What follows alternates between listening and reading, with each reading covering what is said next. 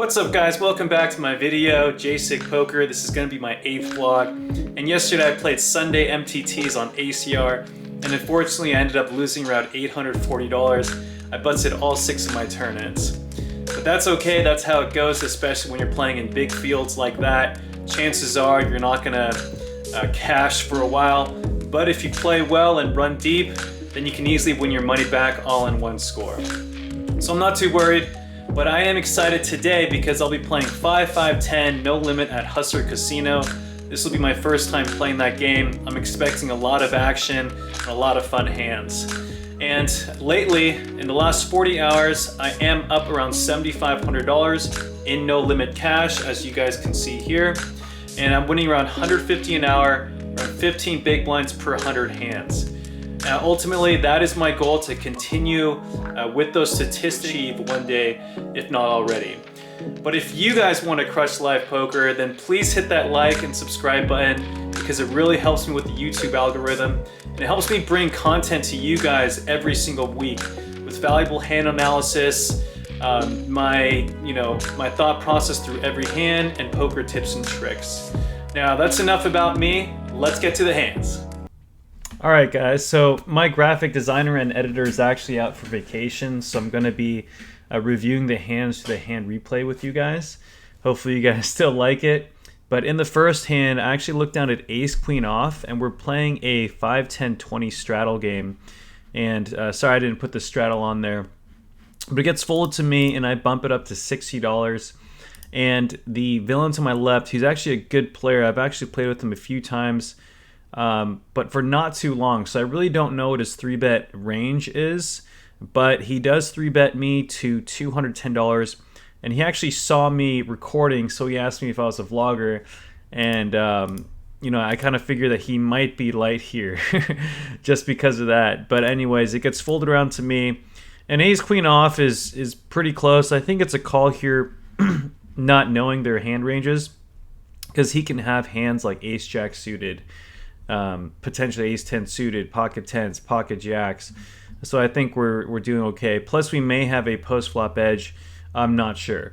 But it does go to the flop, and it comes 4-5-7 two-tone. Now with my specific hand, I do like to check and see what he does. If I have blockers like ace 3, ace 8 suited with backdoors, I'll probably end up leading this flop, or hands like 8-9 suited with the gutter. So I do like leading this board because it really doesn't hit his 3-betting range. But with my specific hand, I do like checking here and seeing. So I do check, and he checks back, which I think he can do with a lot of overpairs for pot control. With my specific stack size, even with my stack size, I still think he would potentially pot control here. So he does check back. Turn is a jack of clubs. I have no blockers whatsoever. I have ace high. He can still have all of his overpairs. He still has ace jack in his range, so I decide to check again. Now he decides to check back again. So now at this point, I'm putting him in on either pocket 10s, potentially pocket 8s, 9s, ace king, ace queen. Right, I don't think he has ace jack. I think with ace jack he would probably bet that turn, and the river comes an interesting one. It's actually the jack of diamonds. So we actually chop with ace queen. We lose to ace king. We beat ace 10, and how this villain played it, I feel like he has ace king here a lot. In the moment, I wasn't really thinking about it. I was more thinking about my hand, and that I have ace high. I just want to get to showdown here. But in hindsight, I do think that overbetting all in here would be the best play to potentially get out his hands like ace king, ace queen, maybe even pocket 10s. Who knows, right? Because his range is really capped here, and I think even with pocket 10s, he's in a really tough spot if he doesn't know who I am. And he was pretty tight too. But it does end up going check, check, and he does end up showing ace king, and I end up losing that pot. So I do think I made a small mistake there. And on to the next hand. And on to the next one. I am in the straddle for $20 actually. This is incorrect. and we're playing about, I'd say about 7-handed. The under the gun is a tight player from what I've seen so far. I've only played him for about an hour, but he hasn't really played any hands, and this is the first hand he opens from early position. I think it's the first hand he opens when he was his first RFI, should I say, race first in position. So he opens to 60. We're 7-handed. It gets folded to me in the straddle.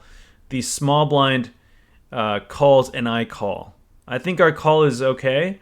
We're still ahead of hands like 10-jack suited, queen-jack suited, 8-9 suited, 9-10 suited. That's in his range. And we do decently well versus hands like ace, queen, ace, 10. So, plus we're getting a decent price here. And small blind is also a fish, so I do want to have position on him. But not the best spot. Anyways, flop comes jack, 9, 5, rainbow. Small blind checks, I check, and villain bets around half pot to 105. I think it's a good sizing on this board, especially versus a fish and our potential hand ranges that he can have, with his value and bluffs. Like queen 10, king queen, 7-8, 9-10 of diamonds, 9-10 with back doors. But I do end up calling here. Turn is a 6 of diamonds, so that's also an interesting card. Now backdoor flush draws can potentially barrel this turn. 7-8 suited gets there. Pocket nines is still way ahead. And I do end up checking here, and he bets really big to $400. And I think I had a little over $1,000, and this is a really tough spot. I do think it's a fold because really the only bluffs that he can have is king queen with the king of diamonds, queen 10 suited. I don't think he's raising queen 10 off from under the gun. He beats us with 7-8 suited that got there. Pocket nines can definitely do this. Pocket queens, kings, aces can definitely do this too. And so I decided to make the fold here. And I don't think there's much to say about this hand. I think I did make a good fold in the long run. And in the next hand, so basically after that, it was 5-10-20 PLO, and 5-10-20 no limit, and I was only down to $1,000. I, didn't have much to play with, so I decided, and the game wasn't very good. There was like 5 regulars, 5 decent players, and really only 1 fish. And then once the fish left, I decided it was time for me to go. Plus, I was just extremely, extremely card dead. Anyways, I do end up leaving and then eventually playing at the 5 PLO game where I bought in for about $700. So at this point, I'm down about $900. And if I lose this, I'm pretty much done for the night. But I was, running pretty cold for the first couple of hours. Anyways, it comes to this hand finally where I get a hand in 5-5 PLO.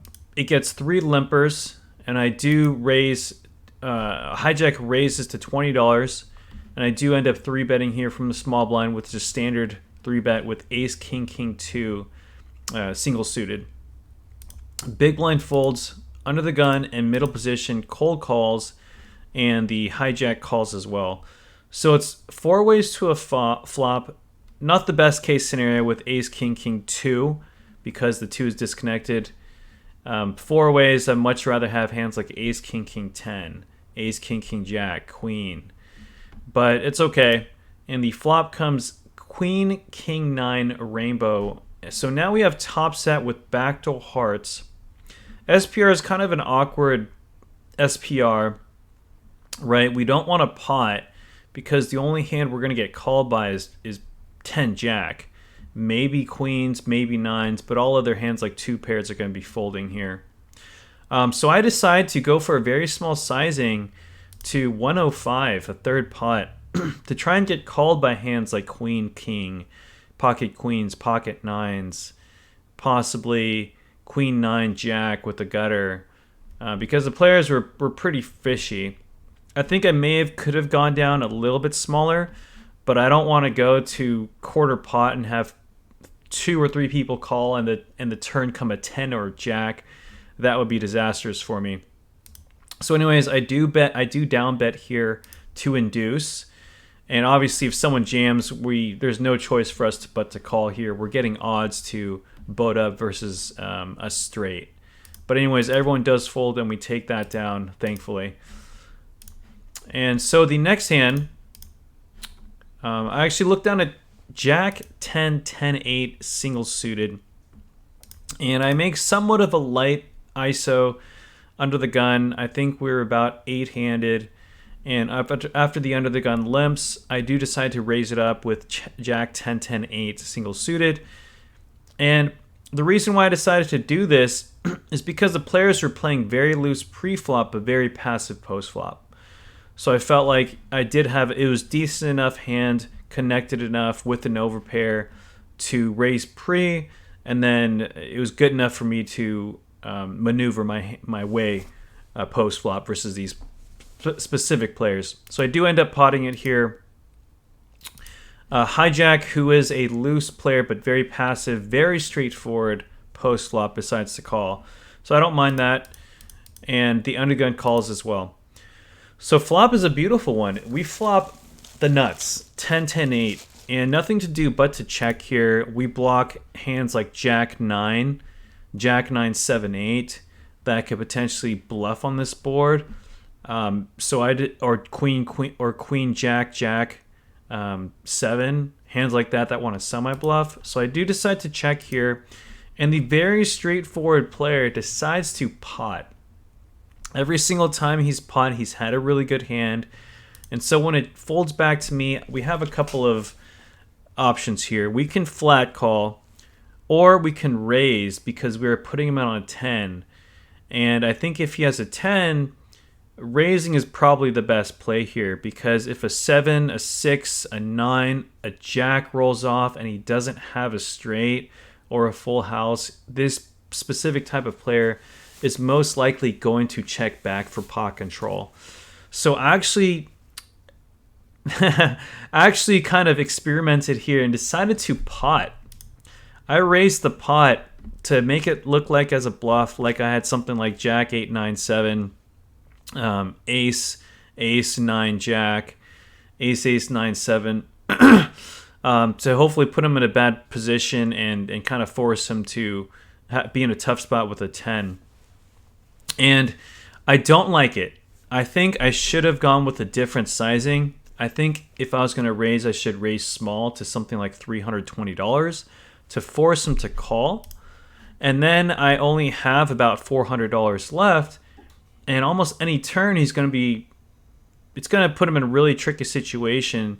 And probably it's going to make it more likely he's going to call the turn bet. So I do like raising small here to induce a call, and then hopefully getting in the rest of the chips by the river. Because if we raise 320, right, pot's going to be about 580 and then about 900, and then he's only going to have to call around $440 to win a $1,500 pot. So he's going to be getting pretty good odds. So I do like raising versus this specific type of player, but small, and then jamming any turn, or pretty much. Okay, but I do decide to raise, and he tanks for a very long time. So I do think he did have a 10, like my read was correct. I just think I messed up with the sizing here. Okay, so, and our, we're probably not going to be doing this as bluffs, guys. This is purely an exploitative play, so don't try and do that as a bluff at home. But anyways, we get that one through. Now, versus that very same player, we do end up raising. I don't know why it's showing Jack 9. Give me 1 second here. Hopefully you could pardon me. I don't know why the hand replay is messing up here. But we open, it's a straddle now, so 5, 5, 10. We open Ace, King, Jack 4 under the gun. It's a good hand to open under the gun. We're playing about 7, 8-handed here. As we're all connected, we have the Ace of Spades plus Ace, Jack high suit. That same player does call us, and then from early position, and everyone else folds. So it's 2 ways to a flop, and the pot is $100. And the flop comes 10, 6, 2 with 2 spades. Now, we have all the best Ace X of spades combinations, like Ace, King, 10, Jack, pocket aces with spades, potentially even kings with spades. So I think this is a good flop for us to bet pot with, especially holding the Ace of Spades, and using it as a bluff too. because with ace, ace, 5, 4 of spades, we're going to be potting here. Ace, ace, 8, 9 of spades, we're probably going to be potting here. Ace, ace, queen, queen, going to be potting, right? So that's what I decide to do. I bet pot as a bluff, and he makes the call pretty quickly. So now I'm not really liking my my odds here of winning this hand. I'm really hoping for something. Even with the spade, I don't like it because chances are he has a spade draw calling that quickly. But the turn is a pretty interesting card. It's the queen of clubs. Now with the stack to pot ratio and him having a pretty good hand here where I don't think he's going to fold, I decided to check. Now my plan was to check, and if he bet small, I was going to call and bluff shove any spade on the river. Because I think even with the spade, with this villain, he was playing so tight, calling post flop, as you can see with that last tens hand. So I decided to check here, and he immediately checks back.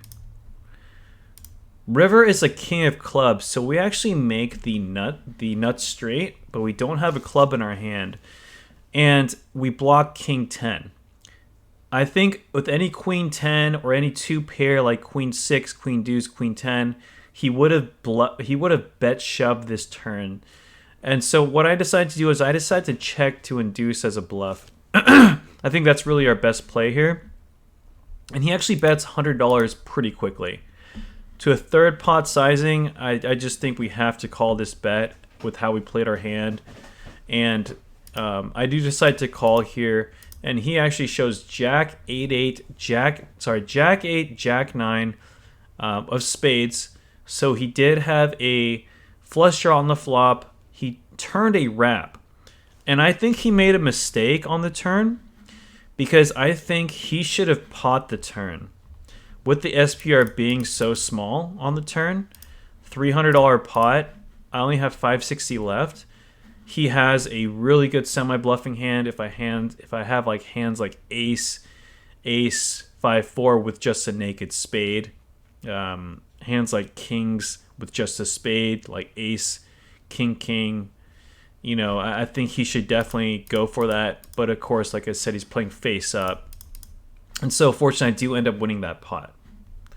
And then another hand that I wanted to show you guys. Let me see if I can pull that up real quick. Give me one moment here. This was actually a no limit, so I do think I made a mistake in this hand. And just bear with me. Let me see if I can find it in my hand replayer. I don't know why it didn't show up here. Okay, here we go. All right.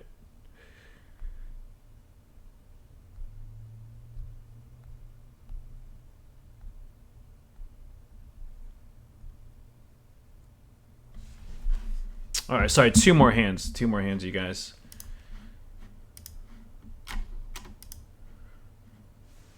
All right, now in this hand, we had king 6 suited. We were playing a short stack at the 5, 10, 20 game, and you should not be playing short. Do not try this at home in a 5, 10, 20 game. Really, it's going to be a tough spot, especially if there are 3 to 4 other regulars. It's just going to be a rough day for you. But I was waiting for the PLO game. That's just why I stayed. Plus, there was a couple of fish in the game. So I felt like I was still profitable. But small blind, brand new player, looks Japanese with glasses. Looks like a smart guy, honestly. He sits down, unknown, and he raises to $55 from the small blind. Big blind calls, and I think we're getting a good price to call here with king 6 of spades. And I do decide to call. Flop is interesting. It's 3-4-7 offsuit. And small blind leads out for pretty big. He bets almost 2/3 to $110. So essentially he's repping an overpair here. 8s plus. And villain 2 calls. Now we have 545 and it's $110 for us. We have a couple of options here. We have all 3 options, honestly. We can either fold, we can call, or we can shove. Now, I don't like shoving because we don't know anything about the villain. He's looking very strong here. And you know, he bet big, and with our stack, I feel like someone betting big is gonna basically saying they're gonna call an all in if a shorty goes in. So I don't like a shove, but I do like either a call or a fold. Now, I do like a call in hindsight, looking back. The reason why is because we have a king high suit, a backdoor flush draw. We're in position. We have our kings are potentially good here because no one should really have a king in their hand. We block pocket kings as well. So hands like ace, king, king, queen, king 10 shouldn't really be in this hand, in this spot. And so we have potentially 3 clean outs plus four fives that are in the deck. So we have 8 outs potentially. Let me see here. Yeah, around 8 outs. It's around 16%, I believe. Let me see here. 4 plus 3. 7 outs. Sorry, 7 outs. So we're probably close to getting around 24% equity, right? On the turn. Plus we have a backdoor flush draw, which gives us a little bit more equity. And it's only $110 to potentially win $385. We're almost getting 4-1. So I do like calling here. Plus, if they check the turns, there's a lot of good turns for us to potentially bluff, shove all in with our stack. Now, I actually ended up folding, which I think was a mistake here, but not a huge mistake, obviously. I think we're going to be slightly more profitable flatting this. But I do end up folding here, and I'll show how the rest of the hand went. Turn comes a 10 of spades. So we would have actually backdoored a flush draw. Small blind checks, the big blind checks. So now the small blind is repping hands like 8s through 9s. I don't think he ever has overpairs past the 10 here because he should be barreling. And the big blind checks as well. River comes the 5 of clubs, so we would have rivered our straight. We would have just shoved the turn here with our backdoor flush draw. Check, check on the river, and villain shows ace, queen offsuit, and second villain shows 9-10 suited. So this is exactly why another reason versus fun players we should be flatting this flop here. Ace, queen should not be... I don't think ace, queen should be betting this flop, especially versus 2 callers, because we hit this flop way more. Even with his overpairs, he should probably checking here.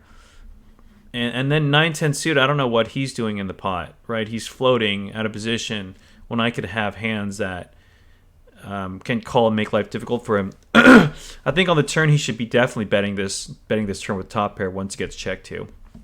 So that actually would have turned out very well because I would have bluff shoved the turn, and then 9-10 would have called me and I would have gotten lucky on the river. I would have doubled up there. So results oriented, I would have won that hand, but that's okay.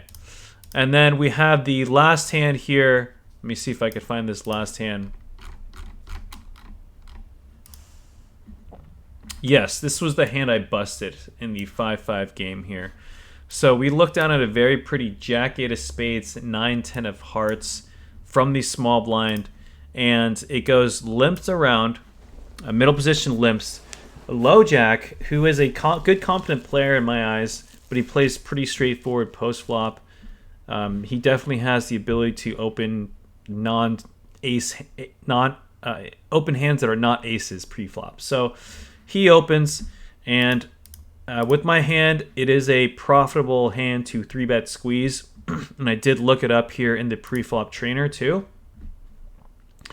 We're gonna be winning 0.3 big blinds in the long run, squeezing this hand, and this is versus 6 max ranges versus the under the gun opening range. So this is definitely going to be winning, squeezing here, not squeezing but 3-betting here, and as you can see, just calling, you're going to be losing negative 0.45, negative 0.5 big blinds in the long run. So that is a call, a raise. I do decide to 3-bet big blind, cold called with like a $300 stack, a $400 stack. Villain 4-bets actually to around $420 because my 3-bet was actually around $90. So he makes it $420. I call, And do not do this. Big blind folds after cold calling a 3-bet. That is just pretty awful. Anyways, there is about, let me see, 420, 840, 900. There's about 910 in the middle, and I have around $400 left. Okay, so now the flop comes 8-3-2 with 2 clubs. This is not a very good board for me with my particular hand, because at best I'm going to be maybe 25, less than 30% equity here versus pocket aces. But you know, even with 25 to 30% equity, piling in $400 to win about $1,400 to $1,500, I'm going to be getting a very, very good price, 25% odds to call. So I just end up ripping it in here just to try and potentially get folds by aces without a club. But he ends up piling it in.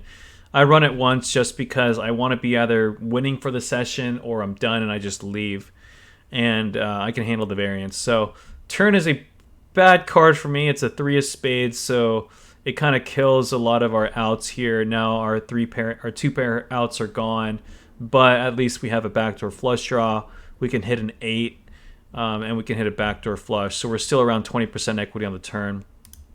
River is a brick, queen of hearts, and of course he does show ace, ace, jack 4 single suited. So we had probably the worst flop for our specific hand versus aces, and that was the worst hand he can have because he has a jack, which blocked some of our outs. So I did ended up ultimately losing about $1,500 this session. I ran really bad. I just ran really cold for the majority of the night. I think the first 2 or 3 hours I just didn't get a playable hand pre-flop, which is kind of tilting. And then I wasn't feeling good. I was getting really bored. And then, you know, I finally started winning some hands in PLO. I was only down about $500 at one point in the night. And then this hand happened, and I ended up losing my entire stack. So that's how my session went, you guys. Not a good session, but I live to fight another day. Again, I'm using really good bankroll management. So I have about a 72K bankroll. And I'm buying in for about $1,000 to $1,500 a night, and that's my maximum loss. So I hope you guys enjoyed this video. Hope you guys enjoyed the hand analysis. Today I will be playing at Commerce Casino. I'm going to be trying to play low variance, Hold'em, 5-10. The games were just much better there. The games at Hustler weren't that good yesterday, so I'm going to be going back to 5-10 Commerce. Wish me luck, guys. I will be coming out with another video either tonight or tomorrow, probably tomorrow, and I'll be analyzing the hands for you guys through the replay again for at least another week until my graphic editor and designer comes back. All right, so hope you guys enjoy this video, and you know, as always, hit that like and subscribe button if you guys want more content and you guys want to get better at PLO and Hold'em. And if you guys have any questions, just hit me up or leave me any comments. All right, I always appreciate the support. Peace out.